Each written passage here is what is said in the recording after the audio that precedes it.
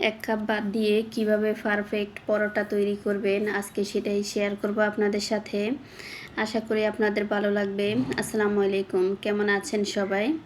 আশা করছি ভালো। হাজির হয়ে গেলাম খুবই মজাদার একটা পরোটা রেসিপি নিয়ে। পরোটাটা কতটা পারফেক্ট হয়েছে দেখেই বুঝতে পারছেন। আমি এখানে একটা ব্লেন্ডার জার নিয়ে নিয়েছি। এখন 1 কাপ ভাত নিয়ে নিলাম আর এই ভাত আমি পেস্ট করে নিব। এই তো পেস্ট করে নিয়েছি। এখন এটাকে আমি একটা বাটিতে নিয়ে নিব। আমি সবটুকু একটা বাটিতে নিয়ে নিচ্ছি। দিয়ে দিচ্ছি স্বাদ মতো লবণ। এখন 1 কাপ আটা নিয়ে নিচ্ছি। আটাটা পুরোটা আমি দিয়ে দিয়েছি। দিয়ে ভালোভাবে মেখে নিব। একটু সময় নিয়ে মাখাতে হবে।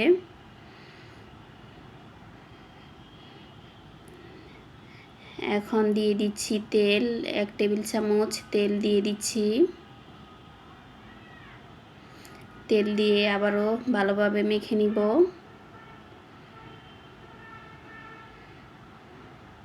এটা যেহেতু বাদ দিয়ে তৈরি করতেছি একটু আঠালো হবে, পরে ঠিক হয়ে যাবে মাখাতে মাখাতে। এখানে আমি আরও হাফ কাপ আটা নিয়ে নিয়েছি। এখন আটাটা দিয়ে আবারও মেখে নিব।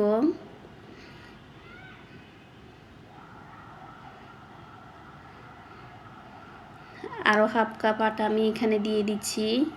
মোট আমি এখানে 2 কাপ আটা দিয়েছি 1 কাপ ভাতের সাথে।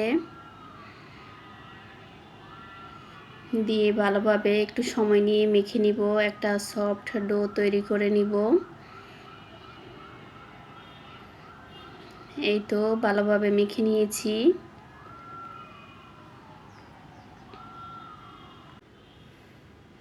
এখন একটা ছুরির সাহায্যে আমি কেটে নিব যাতে সবগুলো সাইজ সমান হয়। আপনারা আপনাদের পছন্দ মতো ছোট বড় করে নিতে পারেন। এই তো সবগুলো স্লাইস করে নিয়েছি। এখন একটা বাটিতে নিয়ে নিব।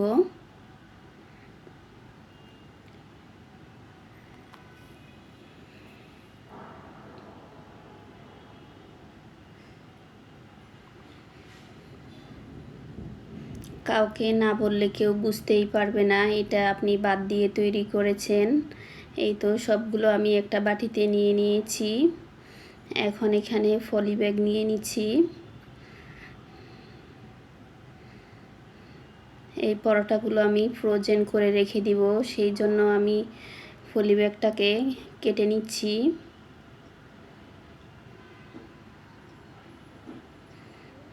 এই তো সবগুলো আমি কেটে নিয়েছি। এখন আমি পরোটা বানিয়ে দেখাচ্ছি আপনাদের। কিভাবে করছি দেখেই বুঝে নিতে হবে।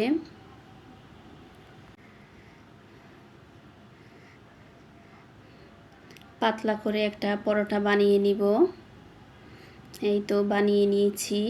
আমি বাটার নিয়ে নিয়েছি গলিয়ে।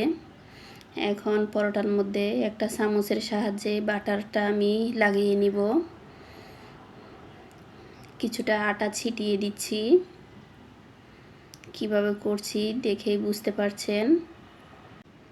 এখন পরোটাটা আমি ভাঁজ দিয়ে দিচ্ছি, বেলে নিব।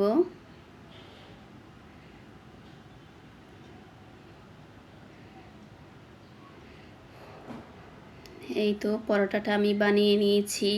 আরেকটা বানিয়ে দেখাচ্ছি আপনাদের।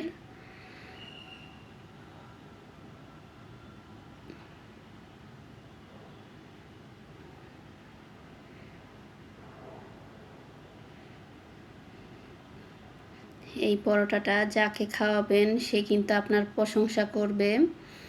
এটা খেতে কিন্তু খুবই ভালো হয়। এই তো আমি আরেকটা বানিয়ে নিচ্ছি। আমি বাটার দিয়ে এখন আটা ছিটিয়ে দিয়েছি, ভাঁজগুলো করে নিচ্ছি।